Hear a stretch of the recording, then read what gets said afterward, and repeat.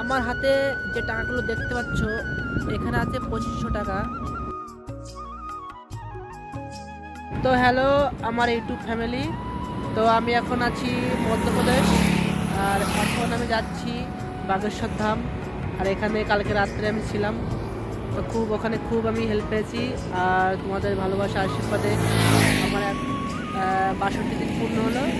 আর এখন আমি খুব ভালো আছি। এখন আছি ন্যাশনাল হাইওয়ের উপর। এখান থেকে দেখতে পাচ্ছ ওটা খাজুরিয়া, কিন্তু ওটা পিছনে উল্টো হয়ে গেছে। আর এখান থেকে যেতে টাইম লাগবে 40 কিলোমিটার। তো তোমরা পুরো জার্নিটা দেখতে থাকো, আমি কোথায় থাকি কী করি। দেখো রাস্তাটা কত সুন্দর, পুরো ফাঁকা, না কোনো ঘরবাড়ি না কোনো দোকান, কিচ্ছু নেই।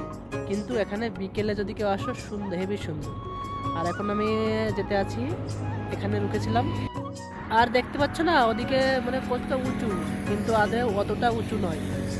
আমি প্রথম দেখে বুঝেছিলাম যে ওখানে অনেকটা উঁচু রাস্তা, এই গাড়ি নিয়ে উঠতে পারবো না। আর কিন্তু ওখানে অতটা উঁচু রাস্তা নয়, মনে হচ্ছে ওরকম, কিন্তু ওখানে নিচু।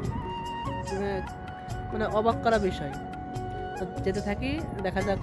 এখানে রাস্তা খুবই সুন্দর এবং হাওয়া আছে, অনেকটা রোদ আছে, কিন্তু সমস্যা হচ্ছে টাকাতে। তো ওভারব্রিজটা দেখতে পাচ্ছ, এটা চলে গেছে ওপারে, আর আমি আছি নিচেতে যাচ্ছি, কারণ এই গাড়ি নিয়ে আমি যেতে পারবো না অতটা উঁচুতে উঠতে। ওই জন্য আমি নিচেতে যাচ্ছি। এখানে উঁচু আছে সামনে গিয়ে, কিন্তু অতটা কষ্ট হবে না, ওইখানে উঠতে গিয়ে প্রচুর কষ্ট হবে। আমার হাতে যে টাকাগুলো দেখতে পাচ্ছ এখানে আছে 2500 টাকা।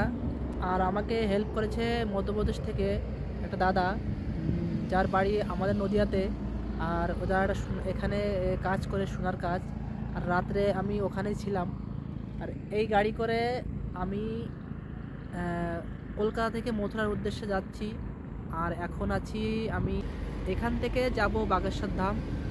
এখান থেকে বাগেশ্বর ধাম 20 কিলোমিটার, 20 থেকে 22 কিলোমিটার। আর তোমরা সবাই আমাকে একটু সাপোর্ট করো এবং আমাকে একটু উৎসাহ মানে দাও, যে আমি ভালো থাকতে পারি, যে আমি ভালো ভালো ভিডিও দিতে পারি। দেখো আমি ভিডিও করার উদ্দেশ্য একটাই, যে এত দূর থেকে কষ্ট করে আমি আসছি, কিছু তো একটা স্মৃতি রাখা দরকার। এই জন্য আমি ভিডিও করছি, আর এটা স্মৃতি হিসাবে রেখে দেবো। জীবনে কোনো দিন আবার আসতে পারবো কি না তার কোনো ঠিক নেই।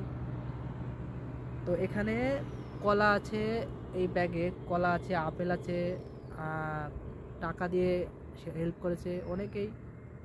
আর এখানে খাওয়া দাওয়া করে রেস্ট নেব, তারপরে আবার এখান থেকে চলতে শুরু করবো। তো তোমরা পুরো ভিডিওটা দেখতে থাকো।